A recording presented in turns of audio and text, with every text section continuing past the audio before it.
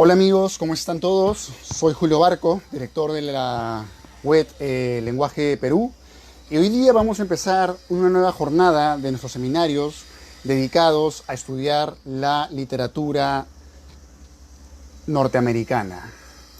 Así que vamos a esperar que más amigos se conecten a esta transmisión. Ya saben ustedes que estamos promoviendo todos los sábados una jornada de seminarios de 40 minutos donde hablamos de autores norteamericanos. Y si ustedes vieron, la semana pasada transmitimos lo que fue William Faulkner, ¿no? Y la semana antepasada transmitimos lo que fue Moby Dick. Así que estamos tratando de que cada semana se conozcan a un nuevo autor. Y hoy día vamos a empezar con una poeta en realidad muy singular, porque es una poeta que tiene una vida rara, tiene una vida muy ensimismada de la realidad.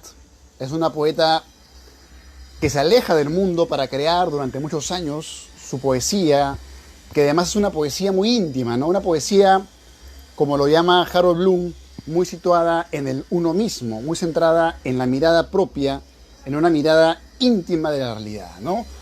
Esta poeta, seguro ustedes ya la conocen o de repente ya la han escuchado por ahí, es la poeta Emily Dickinson. Así que hoy día, mientras se van conectando más amigos, vamos a empezar el seminario dedicado a Emily Dickinson.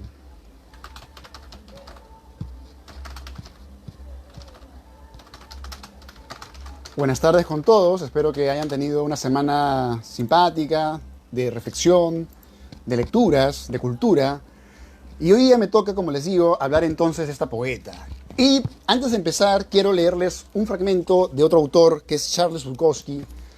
Y curiosamente, este escritor, Bukowski, también es muy representativo de la literatura norteamericana, especialmente la última literatura norteamericana, la que ya viene a ser la del realismo sucio.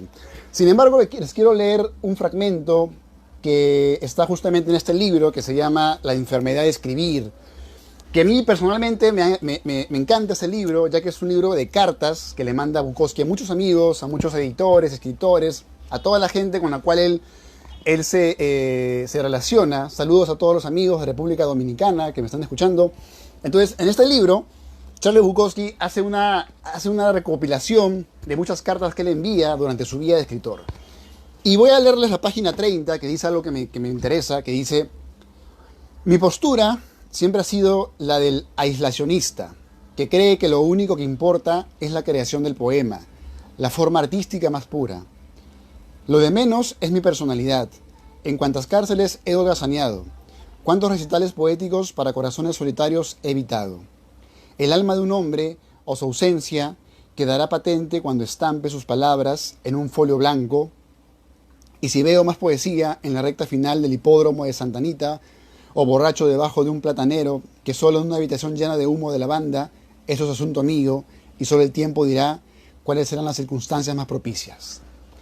En esto que les acabo de leer, Bukowski, que es un escritor que me parece, digamos, dentro de todo lo que nos puede enseñar Bukowski, nos enseña lo que es la pasión de entregarse al arte de escribir, ¿no? Que a veces es una pasión que tú tienes que arrojarte a ella y a veces tienes que sacrificar o dejar de hacer otras actividades, porque la actividad misma de escribir es una actividad absorbente. Como dice Bukowski, él sigue una tendencia aislacionista.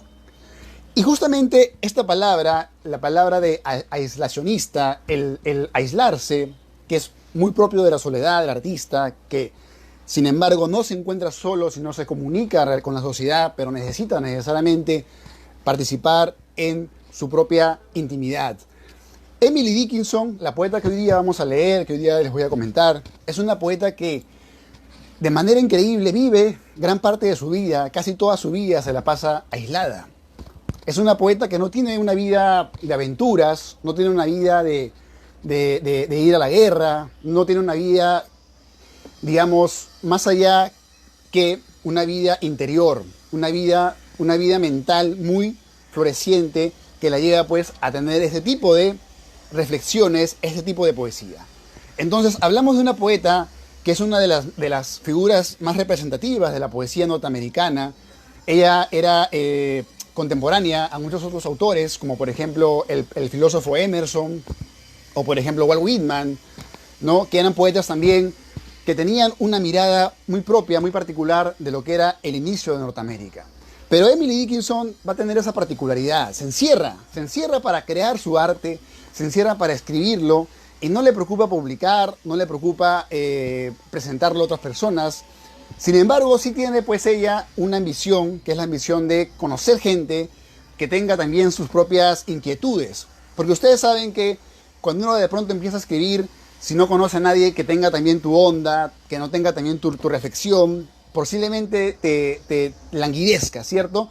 En cambio, cuando tú conectas con gente que también le gusta el arte, también comprende la reflexión de la poesía, comprende la filosofía, etc., tu propia experiencia se nutre. Entonces, Emily Dickinson, cuando ella es adolescente y también a inicio de su vida, va a tener algunos amoríos, algunas cercanías con gente sobre todo que va a tener con ella una relación intelectual. Ella va a buscar sobre todo ello. Ella va a hacer mucho de mandarse cartas, va a hacer mucho de tener una relación básicamente intelectual, de ideas, una relación donde había que compartir juicios sobre la poesía, juicios sobre algunos autores, etc. Entonces, vean ustedes lo radical que es la apuesta de esta poeta, una apuesta que es por la palabra, vivir dentro del lenguaje, habitarlo y construir mediante él su propia voz.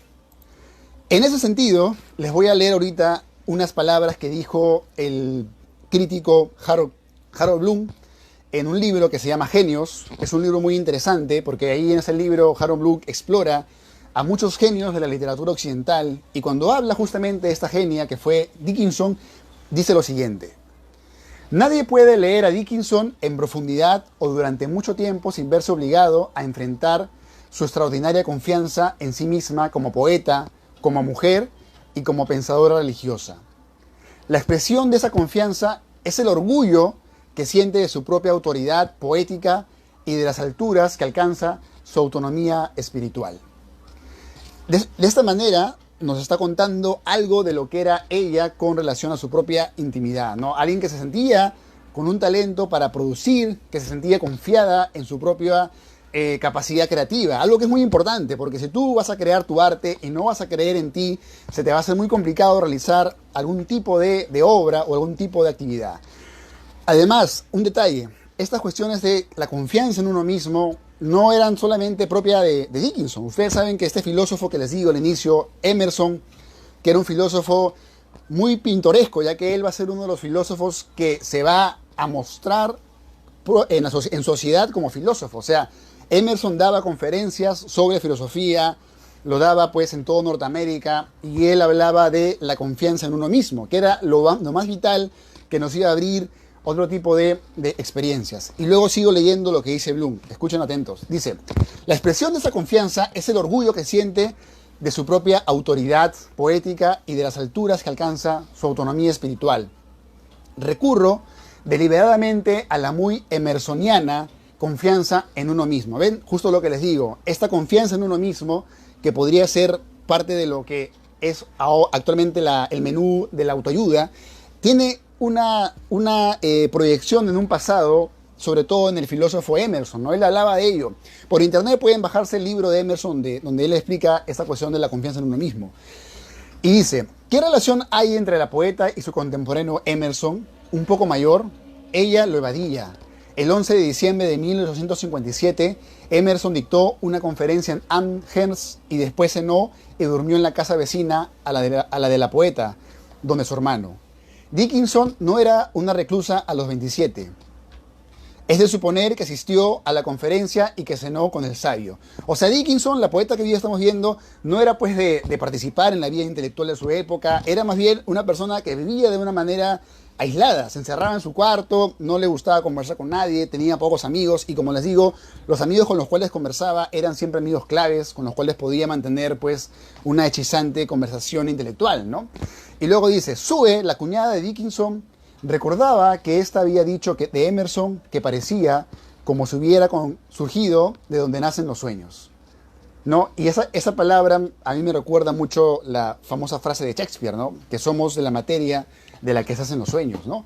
No obstante, ella no le enviaba sus poemas a Emerson, sino a Thomas Wentworth Higginson, héroe de guerra y hombre de letras de tercera. Un detalle, amigos, esta poeta vive cuando recién se empezaba a formar Estados Unidos y habían guerras en ese momento. Había una guerra entre el propio Estado para encontrar un poder más conciso. Entonces había ahí una batalla entre diferentes sectores de la población. No obstante, ella no le enviaba poemas a Emerson, sino a Thomas Wentworth Higginson, héroe de guerra y hombre de letras de tercera. En una carta a Higginson le preguntó algo que debió de haberlo dejado perplejo. ¿Podría el señor Emerson albergar dudas sobre el reino de los cielos?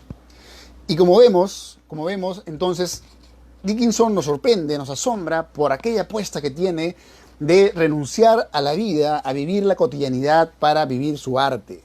Y esta renuncia a mí me recuerda pues a muchos autores, ¿no? Pero a mí me recuerda particularmente, no sé si ustedes han escuchado hablar de este poeta llamado Fernando Pessoa, ¿no? Fernando Pessoa también es otro poeta, es un poeta portugués, ¿no? Es un poeta de Portugal muy importante para la literatura del siglo pasado.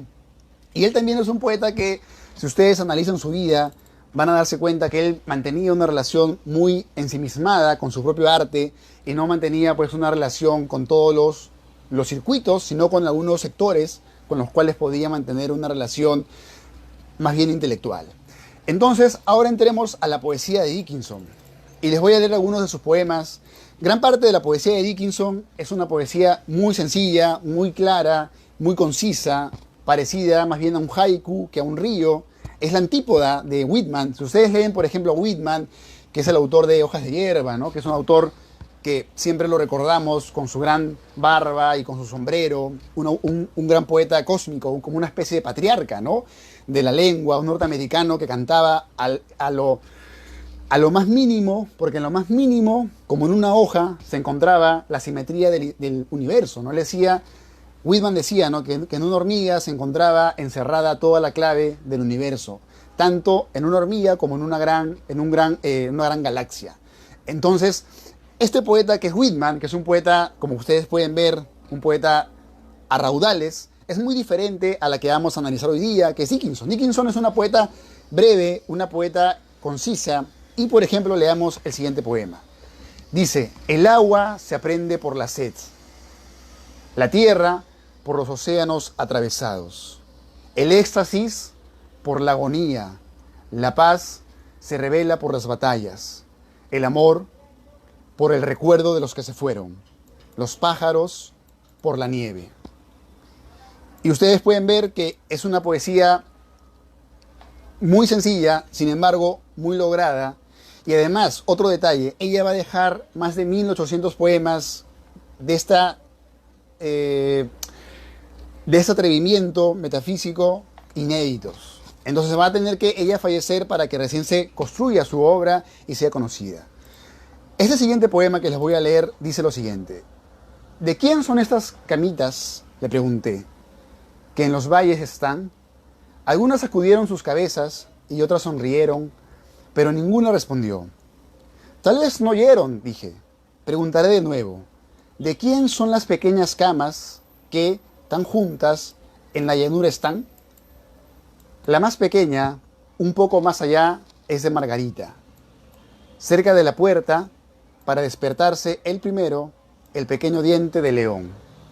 La de Iris y la de Aster, la de Anémona y la de Campanilla, la de Barcia con la manta roja y la de Narciso, el regordete. Mientras tanto, en muchas cunas, movía ella ligero su pie, susurrando la más linda nana que jamás un niño arrulló. Silencio, Epigea se despierta. Crosus mueve sus ropitas. Rododendro tiene las mejillas carmesí. Está soñando con los bosques. Después, volviéndose con cuidado, dijo: es su hora de dormir. Los abejorros la despertarán cuando esté en los bosques rojos en abril.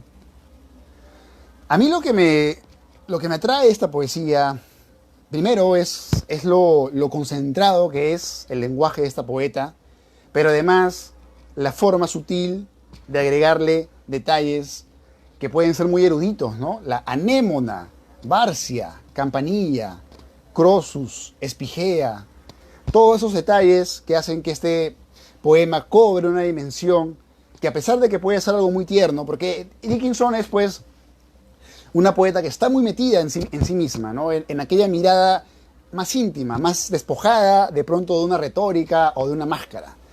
Entonces hay una especie de voz que es como la de una niña o de un niño, ¿no? Una voz que tiene el encanto de ser honesta consigo misma, pero además también con toda la tradición que se observa de manera subterránea. El siguiente poema dice lo siguiente, dice estos versos: ¿me quieres? ¿Estás segura? No temeré equivocarme, no me despertaré engañada. Una sonriente mañana para descubrir que la luz del sol ha desaparecido, que los campos están desolados y que mi amada se ha ido. No debo inquietarme. ¿Estás segura? Nunca llegará esa noche en que, asustada, corro a casa, a tu lado, y encuentro las ventanas oscuras y que no está mi amada. ¿Estás segura? Nunca llegará. Asegúrate de que estás segura. Sabes que lo soportaré mejor ahora. Si me lo dices así, que sí, cuando la herida haya curado, en este dolor que tengo, me hieres otra vez. Y bueno, hay algo también de romanticismo, un romanticismo propio de las emociones diáfanas con las cuales se vuelcan estos versos, que tienen como una característica el ser esenciales, casi infantiles. Algo más que dice el crítico Harold Bloom sobre Dickinson es lo siguiente: no es posible definir la religión privada de Dickinson, en parte porque ella compartía con Emerson la exaltación del capricho, que no forma parte del cosmos del judaísmo, ni del cristianismo, ni del islamismo. James Maxton aborda con sutil inteligencia el tema de la espiritualidad de la poeta en un libro, Nimble Belly Bint Dickinson and the Unknown, 2000. Y dice: sobre aquellos temas de los cuales no sabemos nada, o quizás deberíamos decir sobre aquellos seres, ¿es Phil, el juez, un ser o un tema? ¿Creemos y dejamos de creer 100 veces por ahora, cosa que no vuelve la fe muy ligera? Otro tanto podría decirse del descreimiento, y nadie, incluyendo la misma Dickinson, puede estar seguro de que creía ella exactamente, si es que creía en algo. En los poemas no hay gran cosa que nos indique que creía en la resurrección de Cristo, y estamos seguros de que no lo aceptaba como su redentor, pero le resultaban extraordinariamente interesantes los padecimientos de Jesús y sus victorias sobre ellos, mientras que a Emerson no le decía mayor cosa. Emerson pensaba que el Gólgota había sido una gran derrota y, para citar a un estadounidense, exigimos la victoria tanto de los sentidos como del espíritu. Entonces vemos, por una parte, que Dickinson es un personaje extraño, un personaje desaforado, muy dentro de su propia lógica, que se aparta pues de la comunidad. Pero para que ustedes también vean de qué iba la poesía de Dickinson, porque Dickinson además, de Emerson, que era justamente el filósofo, ¿no? Emerson el filósofo, Dickinson la poeta. Traje acá también algunos poemas de Emerson para que vean ustedes el tono de este otro poeta que también fue filósofo. Algo breve nada más para continuar con Dickinson. El pasado, la deuda está saldada, el veredicto dicho, las furias aplacadas, la peste está detenida, los destinos hechos. Gira la llave y traba la puerta. Dulce es la muerte para siempre. Ni elevadas esperanzas, ni antiguos disgustos, ni odios mortales pueden entrar. Todo está ahora seguro e inalterable. Ni los dioses pueden sacudir el pasado. Moscas a la puerta adamantina, clausurada para siempre. Nadie puede volver allí, ni un ladrón muy atildado, ni Satán con un truco espléndido. Puede filtrarse por la ventana, fisura o agujero, para anudar o desatar agregar lo que faltaba, insertar una página, fraguar un nombre, mejorar o terminar lo que está cerrado, alterar o enmendar un hecho eterno. Les acabo de leer un poema de Emerson, ya leímos algo de Dickinson y voy a servirme algo de agua y vamos a dejar un ratito.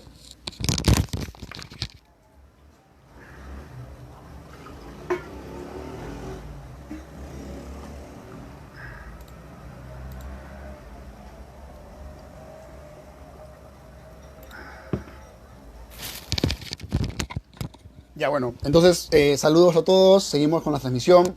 Entonces, es curiosa la inmolación casi que hace Dickinson con su vida. Ustedes piensen, imagínense ustedes encerrarse, simplemente escribir poesía durante más de 40 años, más de 20 años, o sea, una actividad que, bueno, hay muchos autores que también la realizan, ¿no? Pienso, por ejemplo, en Marcel Proust, que también se encierra para hacer su obra, y en realidad muchos, ¿no? Muchos escritores emprenden esta tarea épica de buscar su voz, de encontrar su propia originalidad, de encontrar su propia inspiración. Otros poemas de Emily Dickinson que encontré por acá son los siguientes. En realidad, algo muy interesante es que casi toda su poesía tiene ese tono que ya venimos escuchando. Y les voy a leer otro poema para que nos quede más impregnada esa esencia. No es una esencia de Dickinson, es una esencia muy bien lograda, donde resplandece la originalidad, pero también la honestidad. Y dice: nadie conoce esta pequeña rosa. Podría haber sido una peregrina si no lo hubiera cogido yo de los caminos y te lo hubiera ofrecido a ti. Solo una abeja la echará de menos. Solo una mariposa, apresurándose tras un largo viaje para descansar en su regazo. Solo un pájaro se preguntará dónde está. Solo una brisa suspirará. Ah, pequeña rosa, qué fácil para alguien como tú morir. Y el tema de la rosa, si ustedes entran a la rosa como tema poético, es un tema que está ya en los poetas alquimistas, está por ejemplo en un poeta como Martín Adán, está en muchos otros poetas. Es un tema que en el caso particular de Dickinson se puede asociar incluso a lo minúsculo que puede ser su propio universo. Pero en esa rosa, en la idea, en el símbolo de rosa, se pueden encerrar muchos otros discursos, ¿no? A pesar de su límite, termina siendo también una forma de capturar todo el universo. En el poema 288 dice: yo no soy nadie. ¿Quién eres tú? ¿También tú no eres nadie? Entonces ya somos dos. No lo digas, lo pregonarían, ya sabes. Qué aburrido ser alguien, qué ordinario estar diciendo tu nombre, como una rana todo el mes de junio a una charca que te contempla. Y este poema que les acabo de leer, que empieza: yo no soy nadie, ¿quién eres tú? Enorme pregunta para los que hacemos poesía, ¿no? ¿Qué somos cuando hacemos poesía? ¿Somos una identidad? ¿Somos una máscara? ¿Somos un lenguaje que se dice? Una esencia que se forma con el discurso simbólico que vamos plasmando. Algo muy interesante de este poema, me recuerda mucho al poeta Arthur Rimbaud, ¿no? Que es un poeta francés que también tiene algo de Dickinson. Si ustedes analizan la poesía de Rimbaud, van a ver que Rimbaud también no deja de ser pues un niño terrible, ¿no? Una persona que encuentra en la infancia la genialidad y además una voz muy propia. Si ustedes leen la poesía de Rimbaud, a pesar de que él es el poeta maldito por excelencia, van a encontrar un poema donde él habla de que se autodenomina como una especie de pulgarcito. Entonces, esta palabra pulgarcito, que nos remite pues a este cuento de un niño pequeño, que a pesar de ser pequeño frente a sus hermanos, era el más sabio y por ende podía tener esa capacidad, extrapolándola como un poeta, de observar, de mirar lo que otros de repente, enceguecidos, no ven. Me recuerda mucho Rimbaud, Dickinson, tienen ambos, también Pessoa, ¿no? Este problema de la identidad. Rimbaud lo encierra en la famosa frase que le manda a su profesor de lingüística, que es: el yo es otro, ¿no? Que es una frase que ya en la modernidad va a asumirse como un postulado que muchos poetas van a empezar a pregonar y a encarnar. Pero volvamos a Dickinson. Este primer verso: yo no soy nadie, ¿quién eres tú? Y luego: también tú no eres nadie, entonces ya somos dos. No lo digas, lo pregonarían, ya sabes. Qué aburrido ser alguien, qué ordinario estar diciendo tu nombre, como una rana, todo el mes de junio, a una charca que te contempla. Y como ven ustedes, hay una finura, hay una exacerbación de la subjetividad que incluso lleva pues a perderla, ¿no?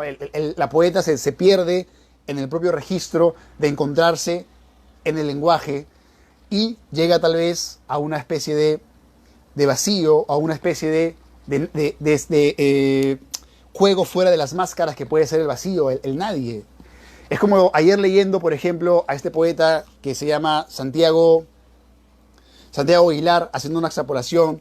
Él también, por ejemplo, en este poema, en sus poemas acá, que se llama La creación continua, también hace un balance sobre ese ser que no puede decirse, porque al decirse se limita. Entonces, a veces, el ser alguien es algo limitante, ¿no? Si tú te pones un título, un rótulo, te encierras a ese rótulo. En cambio, si te mantienes en la posibilidad, te mantienes en el lenguaje, como Pessoa, te mantienes en la posibilidad infinita. Pessoa también tiene esa lucha entre ser alguien o no ser nadie.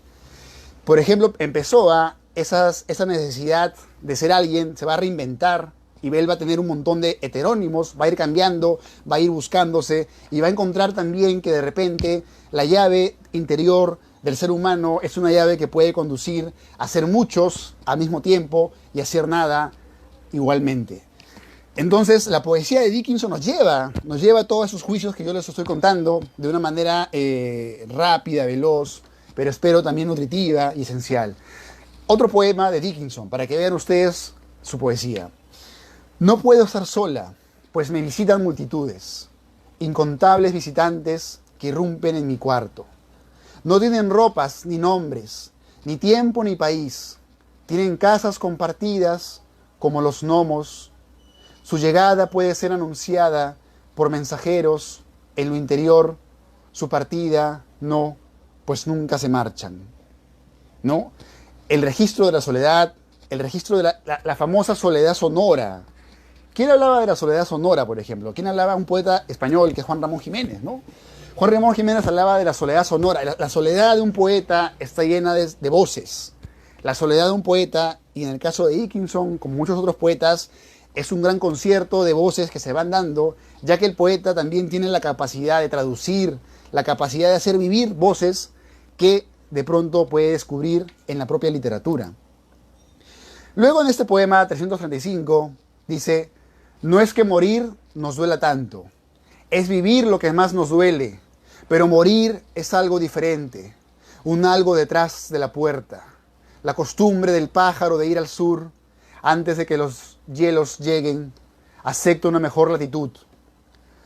Nosotros somos los pájaros que se quedan, los temblorosos, rodando la puerta del granjero, mendigando su ocasional migaja, hasta que las compasivas nieves convenzan a nuestras plumas para ir a casa. Interesante este poema, ese verso. No es que morir nos duela tanto, es vivir lo que más nos duele, ¿no? Es una poesía reflexiva, una poesía, como les digo desde el inicio, muy conectada con aquella persona muy complicada y también muy radical que fue ella misma, ¿no? Emily Dickinson, imagínense ustedes, no le gustaba conversar con otras personas, no era tampoco de dar entrevistas, estaba más bien refugiada en su propia interioridad. Y gracias a ese refugio podía pues conversar con todo el mundo, porque finalmente el poeta, la poeta, los poetas escriben en su soledad, pero todos los humanos compartimos la soledad, cada quien la comparte en su propia condición. Como hablábamos, ¿se acuerdan que hablábamos del laberinto de la soledad? Que había una soledad mexicana, había una soledad peruana. Sin embargo, el registro de la poesía es tan increíble que nos demuestra que las soledades se comparten y hay una conexión, hay una conversación entre soledades. Entonces Dickinson, al escribir estos poemas, nos está invitando a entrar a su mundo interno, nos está invitando a entrar a la casa embrujada que ella habitaba, ¿no? Como dice, hay una poeta, yo usé su verso de epígrafe, ¿no? Que dice, el poeta, no me acuerdo ahorita el nombre, pero dice, los poetas crean una casa que no pueden habitar, ¿no? Repito, los poetas crean una casa que no pueden habitar. Entonces, esa casa que creó Dickinson es la casa de su voz interna, es la casa de sus reflexiones, pero es la casa también de la intimidad de la mente. Finalmente, Dickinson es una persona que, a diferencia de otros poetas que están buscando imágenes, de repente ella está buscando más bien la mente, está buscando más bien descubrirse frente al lenguaje, no perderse en la marea del lenguaje, sino, como dice Machado, entre el soñar y el despertar hay algo más, que es quizá la poesía. Entonces, en la poesía de Dickinson hay una traducción entre el deseo, que viene a ser lo poético, y la realidad. Les leo otro poema de ella.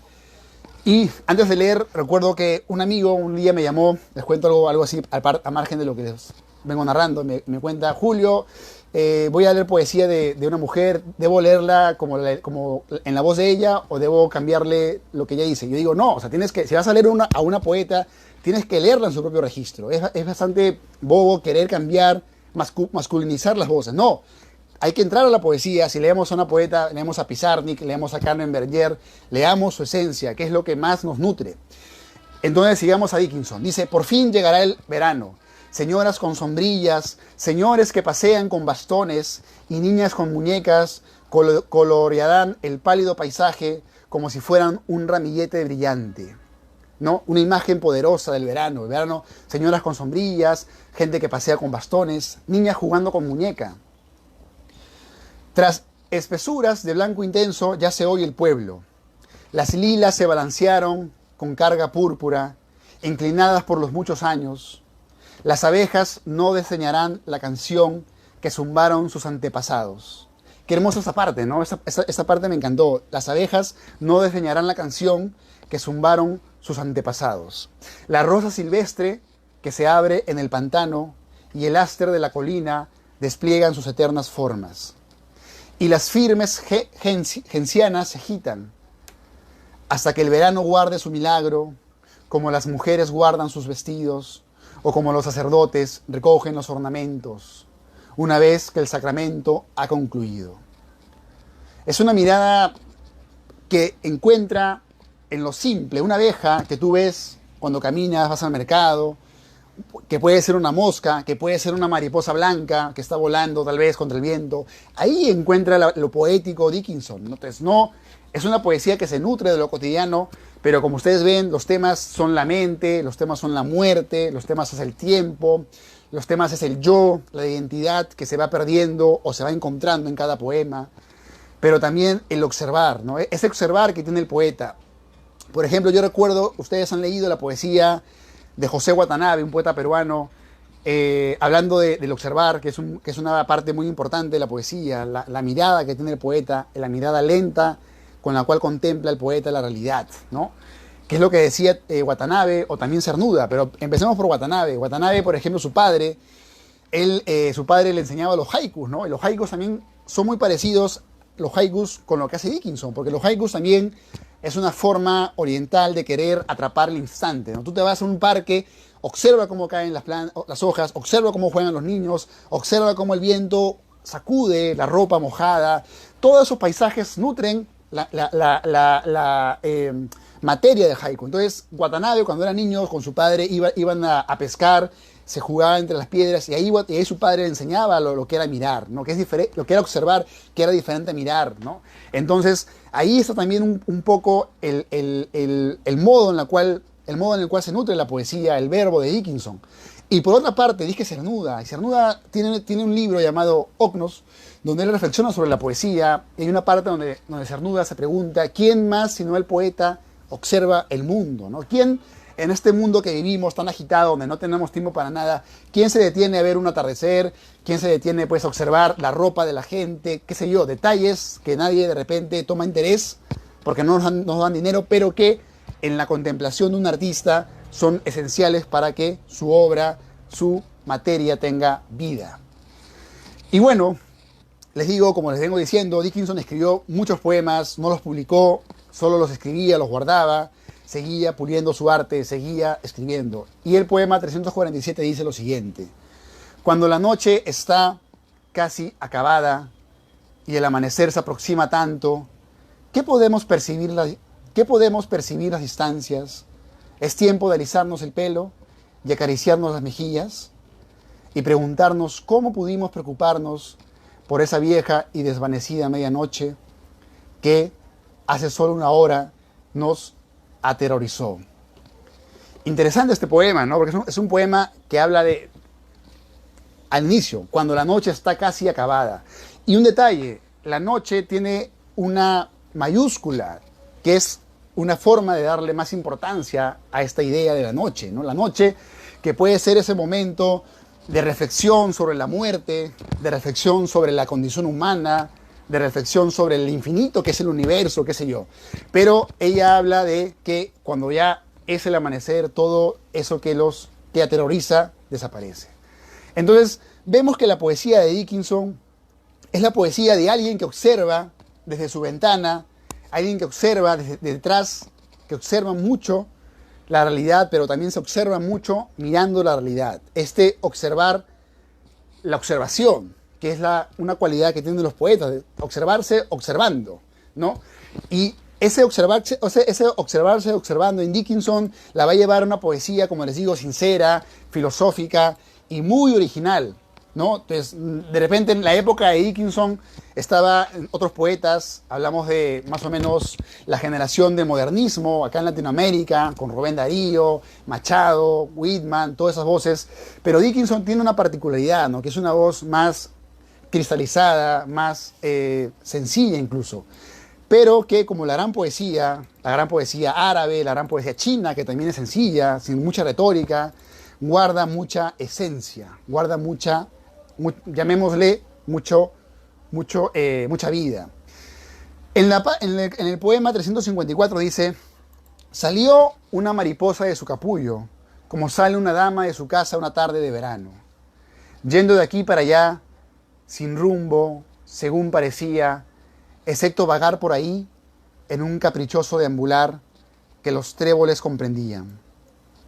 Que los tréboles comprendían, ¿no? Me encanta esa idea de que los tréboles puedan tener raciocinio, ¿no? Que es algo que de pronto una lógica racionalista, pues al ver un trébol ni siquiera podría manifestar. Entonces, y luego dice: su bonita sombrilla fue vista cerrándose en un campo donde los hombres segaban heno. Después, luchando denodadamente contra una nube adversa. Y allí donde otras, delicadas como ella, parecían no ir a ningún lugar, en una circunferencia sin propósito, como un espectáculo tropical, y mientras la abeja trabajaba, y mientras la flor celosamente brotaba, esta holgazana multitud las desdeñaba desde el cielo, hasta que el ocaso se extendió una constante marea, y los hombres que segaban el heno, y la tarde, y la mariposa, desaparecieron en el mar, ¿no? Un paisaje se abre en este poema, una mariposa vuela en el primer verso, y ese volar permite a la poeta darnos una idea del día, con las abejas que trabajan, con los hombres segando, con el cielo, y con el final del día, el ocaso o el atardecer. Entonces vemos que hay una poesía contemplativa, es una poesía donde se propicia, se jerarquiza lo mínimo, ¿no? Se puede hacer poesía de lo mínimo, como decía Walt Whitman. Walt Whitman decía: hagamos poesía de lo más cotidiano, no rememos en contra de nosotros mismos. Entonces, para ir terminando esta jornada dedicada a esta poeta, a Dickinson, les voy a leer los último poema y les voy a invitar a que sigan nuestras transmisiones de Lenguaje Perú. Esta semana empezamos una jornada dedicada a poetas peruanas, así que va a estar muy interesante. Si ustedes me escuchan desde otros lugares que no son de Perú ni de Latinoamérica, van a conocer a poetas de esta región, como por ejemplo Carmen Ollé, María Emina Cornejo, Enriqueta Belevan, etc. Entonces, amigos, para terminar esta jornada de hoy, voy a leerles el último poema de esta poeta Dickinson, una poeta que ya vivía en cuarentena antes de que el famoso coronavirus llegara a estas tierras. Pero vivía en cuarentena para justamente entrar a conectarse con ella misma. Y esto me recuerda, no sé si ustedes se acordarán también de otro poeta que también tenía este desarraigo con la realidad, ¿no? Que era Rilke, ¿no? Rilke también tiene este salto al vacío creativo, ¿no? Cuando ustedes, por ejemplo, leen Cartas a un joven poeta, van a ver que Rilke también tenía esa necesidad del silencio, esa necesidad de no estar dentro de la realidad que, como dice Borges, siempre va en contra a veces de lo que el poeta quiere buscar o de lo que la literatura persigue. Entonces vamos a terminar esta jornada de Dickinson leyendo este poema que dice: buenos días, medianoche, vengo a casa, el día se cansó de mí. Un ratito.